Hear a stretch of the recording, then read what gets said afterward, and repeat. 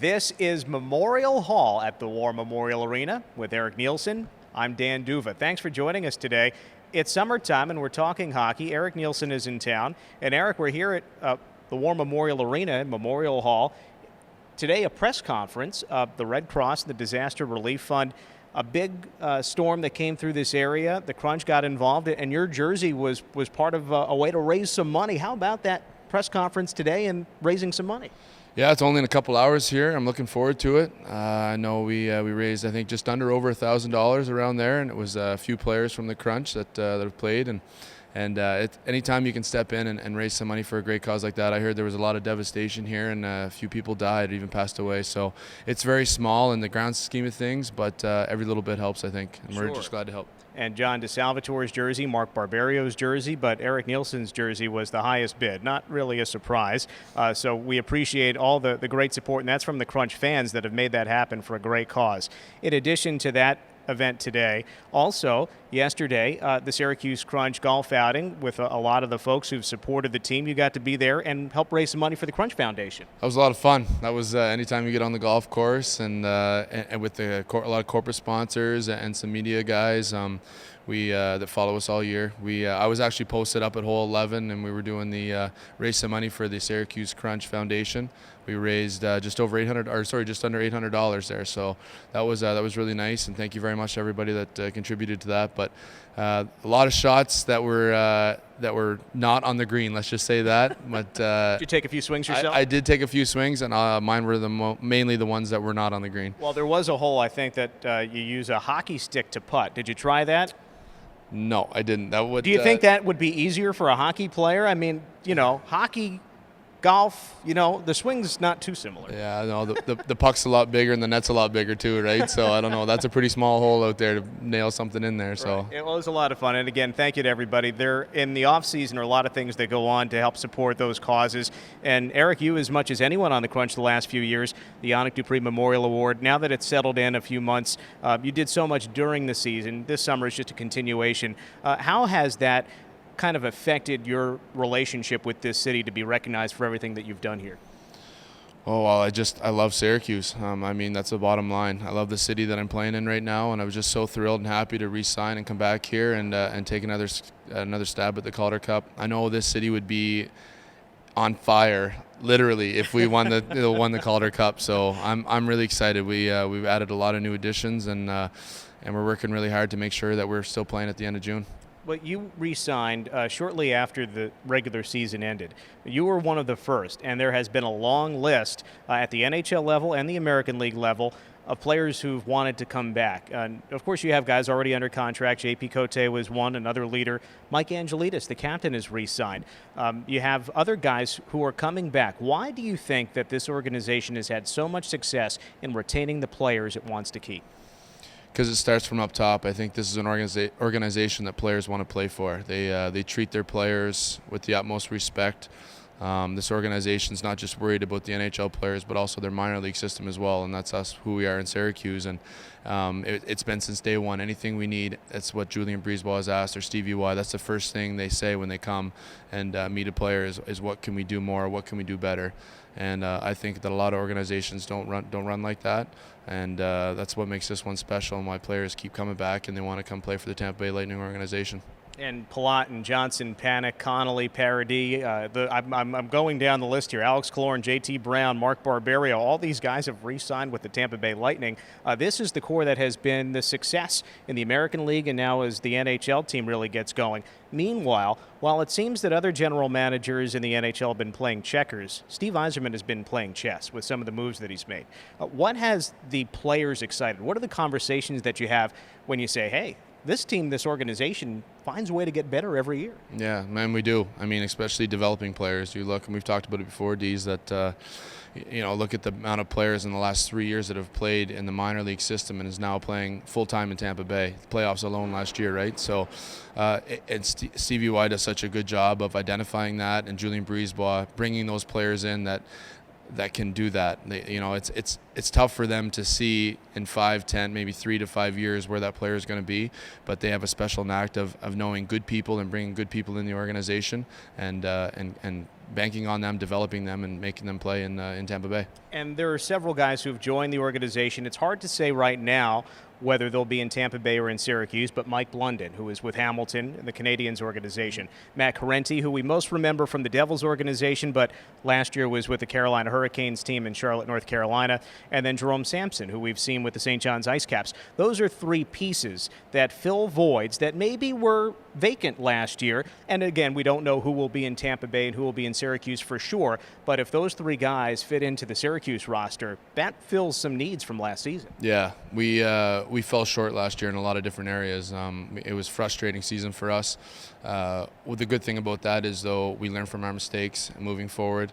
I'm really excited to see these three new guys come in. We have a special thing here, and I'm so glad that Mike's coming back, our captain. But we make everybody feel welcome in the dressing room, and that's one thing that that's what we take pride in, right? We're a family here. We take pride of that. We do stuff on and off the ice together, and that's we've been doing that since we won the Cup in 2012 there. So we don't take 2 steps back. We take 3 steps forward, sort of thing. Right. Well, and just the guys that were acquired late in the season, Jonathan Marchessault, Yanni Gourde, Dalton Smith, and several others, those will be focal components too.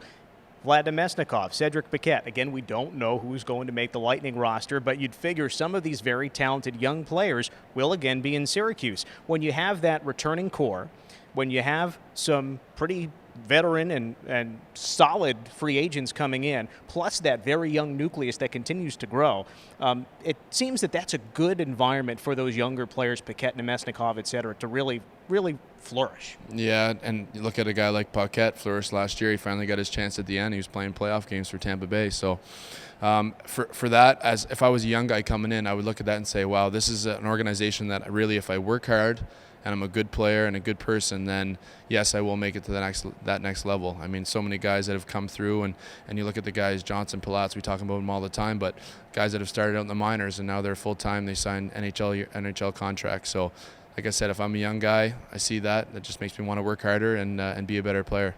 And with the players who've come in, and Mike Blunden's a bigger guy, Correnti is one of those tough guys, and you, J.P. Cote, Phil Paradis.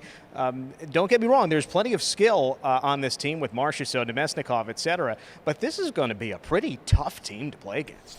And the War Memorial is going to be a pretty tough rink to come and play in, right? Yeah. So House of Pain. Don't forget Mike Angelidis too, the Mike Mad Macedonian Angelidis.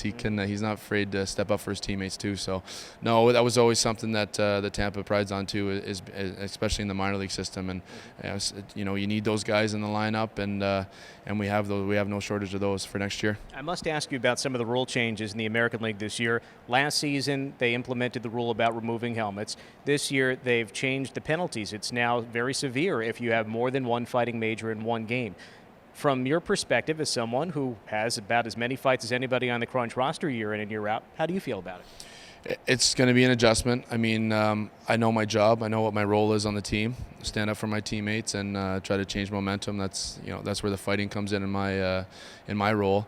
But for me, the rules change, but my role won't change. It's going to stay the same. And if my teammate's in danger, my penalties might be a little bit more severe. But that looks good on the game sheet at the end of the year. Get a few more PIMs up there, right? Get this all about the stats, right? That's right. And last season, you played in 29 consecutive Crunch games. Coincidentally, 29. That was the longest stretch in your American League career. How much did you grow as a player before the injury, of course, and the hip and the surgery that ended your season a little bit early? How much did you grow as a player in the areas beyond the toughness that you're already known for? Yeah, that's just it. It was 29 games in a row, and I've never done that before. So it's confidence. Hockey, you talk to any hockey player, it's getting your confidence, losing your confidence. And the season's so long, and you see those guys go into slumps, and they just can't get out of it. Well, it's their confidence and overthinking. But when you're out there and you're in the lineup every night, and you know you're going to be in the lineup, you're not afraid to make mistakes. And I think that was why I started changing my mentality, because before I was afraid to make a mistake, and after that I wasn't. I was out there just making plays and contributing as a hockey player, not just physically, but skill-wise as well, making those, getting pucks in, certain things like that. So it was awesome, and Rob Zettler putting his faith in me and dressing me in the lineup every night, and obviously injuries and stuff go to play with that too. Me able to be getting in the lineup every night too, but I'm really excited about next year. I'm turning 30 here in a couple weeks, but it's hard to believe. I don't look like I'm turning 30, but no. Yeah, right. But I'm excited about next year. year getting back out there, and I continue to develop, and I'm going to be one of those late bloomers. Sure. Well, hey, JP Cote's got a few years on you, and he just played 19 games in the NHL this year. Talk about the injury and the surgery he had late in the season. It's a different offseason for you in preparing for the year, given that recovery process. How is it going, and how does this offseason compare with your other offseasons? Yeah, this was totally different than any other offseason I've had. I just got on the ice a couple weeks ago, and usually I'm on the ice, July, or 1st of July, end of June. So it's different. It wasn't as intense physically on my body for working out. I felt like I'm really rested and really excited to get back in the gym and going full bore. And I have 6 weeks here to get in the best shape of my life. But the hip's feeling better. It's never felt better actually. It's about 80% right now. So I see the doctor tomorrow. Get the green light to go back full bore at it, and we'll get ready for Tampa Bay in 6 weeks. That's right, 6 weeks to Tampa Bay, and then the Crunch have the training camp over in France. What excites you most about the countdown, those 6 weeks leading up to going to Tampa and then heading over to Paris and Lyon and a new experience? You thought St. John's was fun for training camp. France is going to be something else. Well, I'll tell you what, I like wine, I like cheese, and I like bread, and I like to speak French. So, I mean, all those things. And I also like to make Tampa Bay, though. Let's not forget about that first. But you know what? In all honesty, the number one thing I'm looking forward to is getting back with all the guys and getting in the dressing room and telling stories from the summer. And those first couple days that you come back from the summer at training camp, it's just a lot of buzz. There's a lot of hugs, high fives, and a lot of stories being told, and a lot of excitement. So that's what I'm most looking forward to, I'd say. And everybody watching this right now is saying stories from the summer. Dan, you've got to ask him about the stories from the summer, so I have to oblige. What great stories do you have from this summer, Eric? Well, we'll wait till we shut off the cameras, and then we'll talk about the stories from the summer. How about that, eh? Sure. Well, but I know that you found a way to reconnect with a lot of your friends, some that you've played with recently, some not. Is that an important part of your summer, to have that experience and kind of step away from hockey a little bit? Oh, you need it. I mean, like we said, the season's 76 is a lot of games, and we're from October, middle of September, right through to the middle of April, and then that doesn't add on playoffs, right? You could be playing right up till June, so you need to step away from the game. A lot of players realize that. A lot of players do that. You spend your 2 weeks, 3 weeks, maybe some even up to a month, just resting, recuperating. You let it loose. Have your McDonald's, have your pizza. Everything's so stricter in the year. So don't tell the kids who are watching that are in your breakfast program. They're not going to want to hear that. No, that's right. It's all in moderation, guys. Yeah. But no, you get away from the game and you go spend time with your family, and you do things that you enjoy doing. You sleep in, you're not on a schedule, and you clear your mind. And when you come back, then that makes you want it that much more. When you come back, then you're excited to get back in the gym. You're excited to get back in the practice and the routine and playing and showing up for games and stuff. So as a hockey player, it's all about balance, and that's an important part of the summer. You brush up on the guitar at all this summer? I have, actually. Yeah, my fingers are pretty sore. I don't know if you can see that, but I'm playing, starting to get my calluses back. So a lot of campfires and any Springsteen songs? There's a couple 41 shots. That's how it is. American Skin, can't forget that, right? So good. Well, I'm expecting a lot. I'll give you 6 weeks now, training camp, and by the time you come back to Syracuse, I'm expecting you to know at least one Springsteen song the whole way through. Oh yeah, we'll have that for sure. All no right, problem. Very good. Well, Eric, thanks very much for your time today. Thank you for being here in Syracuse and being part of all these great causes. And good luck in the road to recovery there, 100% before you know it, and good luck. Thanks, Dees. Appreciate it. Enjoy the rest of your summer too, man. Oh, definitely. With Eric Neilson, I'm Dan Duva.